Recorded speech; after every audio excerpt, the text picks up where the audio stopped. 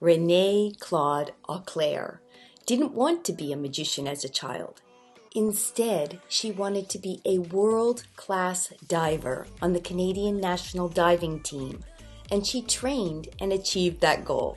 It was her husband, Pierre, who introduced Renée to magic in 2008.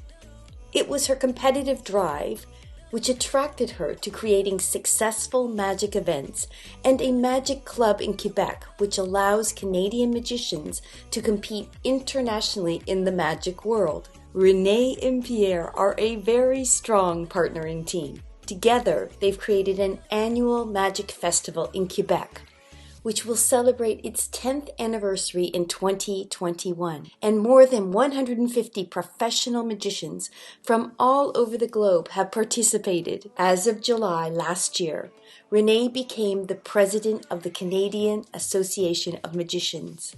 She also worked diligently to secure the next FISM convention, the World Championships of Magic, which will be held for the first time in North America in 2022.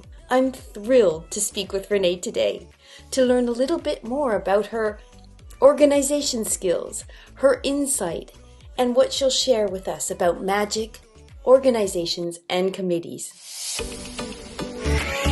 For example, you competed for FISM, and did that edge that you have, that drive, was that helpful?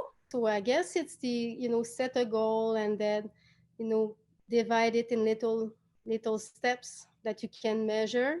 And then for me, when we discovered we could maybe try to organize FISM, we looked at all the work and we did one step after another and tried to improve and try to find, and build a team that would have every aspect that's needed to win. And of course, a lot of communication, a strategy to really well explain, what we wanted to do. We had to work with the city, we had to work with the convention center, the hotels, the government. So a lot of little steps. It took 4 years, so it's a lot of work. But I guess because I am used to set big goals, to me, it was something we could reach. And also, I've learned from the past that if you don't reach it the first time, maybe it's not that bad. So I would have continued for next 4 years or 3 years in that field. In magic, it's 3 years, but I would have continued if we wouldn't have won the first time. We would have tried again for 2024, for example. But, it was a long-term project, but it happened faster than we thought, so it's perfect. And what's remarkable is it's the first time that FISM will be held in North America. So not only did you win, it's the very first time in the history of FISM. And for people that don't know, FISM is magic, like the Olympics. Yeah, it's exciting because, and that's a bit the message I was trying to send to the presidents, because presidents who are presidents of clubs that are recognized by FISM worldwide, they all have a certain amount of votes, and it's voted every 3 years during FISM. And what I was trying to tell them is, let's make history together. It's something, it's going to be a first, and, work together. And I guess the message was taken, and they voted for us. I think it was very tight. We didn't win by a lot, but we still won, and we were very excited. And it's been a dream for me, because when I was young, I was hoping to win a gold medal at the Seoul 1988 Olympics. Right. And we want to organize FISM in Quebec 30 years exactly later at the same place. So it was kind of a fun story for me in my life. Yeah. It's kind of a second chance for me to do something Olympic level in my life. So very happy about it. It's fabulous. Did you subscribe to our Magical Woman channel? Come on, you can do it. Subscribe and hit the notifications bell so you'll be aware of future Magical Women talks.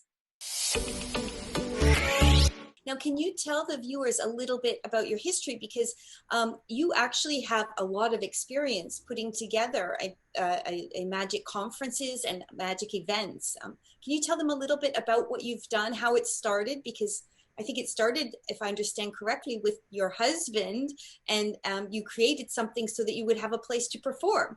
And then that evolved into a giant event. Yeah, actually, it was because my husband, Pierre, is a mentalist. Actually, when I met him, we met about 15 years ago, and he was not a magician then. And about 2 years after, he decided to go back to his passion from when he was young, very young. And I didn't know he liked magic, but then he came back from a trip with a DVD about magic, and he said, "Oh, I'm gonna do that for fun at night." Perfect. And then it came very quickly that he wanted to do more, and he got involved, with meetings with magicians and stuff like that, and started buying different types of magic, trying to find his own style. And he finally decided it would be mentalism. So I said, okay, to help you, it's going to be fun. We're going to do a show together. Let's do that. So I was an assistant for about 30 shows on stage. I really liked it. But he's the magician in the family.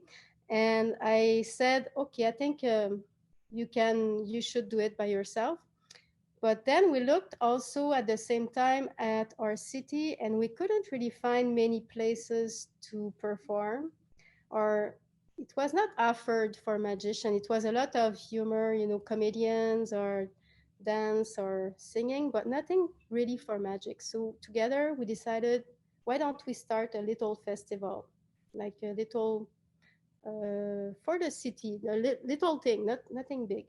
And we were very lucky because we met the owner of a toy store in Quebec, in our area, and she gave the money. The first 2 years she actually paid us to do the festival.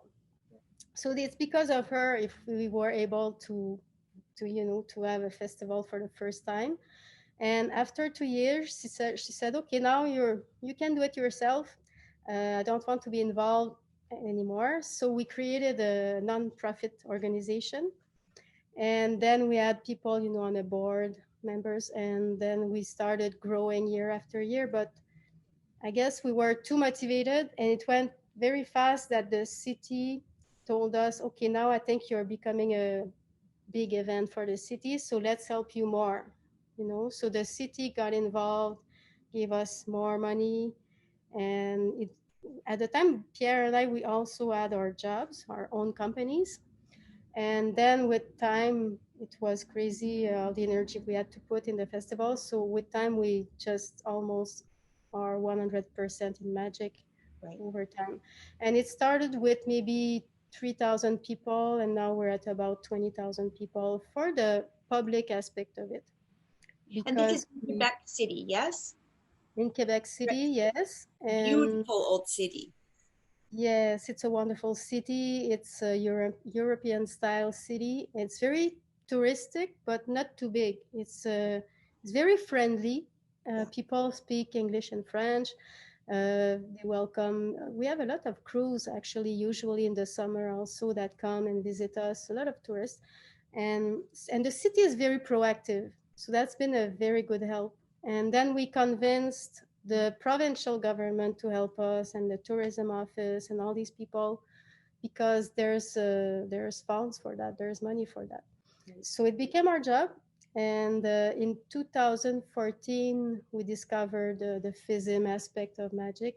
We knew about it, but we discovered that maybe we could organize it. And that's when our life changed a lot, because then we had to work with higher levels, like the convention center and people like that. And again, there's always some money to help if you want to bring a big project in the city. So they helped us to travel and to discover magicians and make ourselves discovered. And so it was like a very nice story. It just happened one day after another. Yeah, with passion and persistence and drive, you've managed to achieve remarkable goals. It's a big team, huh? It looks now I'm there with you, but I work with Pierre and I work with many Joan Caesars, helped a lot, and then we have a big team in Quebec City also. So it's a big team that grew year after year. The convention center helped a lot, tourism office, so it's a team effort. So it's I cannot take all the credit, but No, but you're driving. I'm trying to, everybody is together and is happy to work together, and that's the good thing. Yes. Now, don't forget to subscribe and hit the notification bell. Come on, you can do it.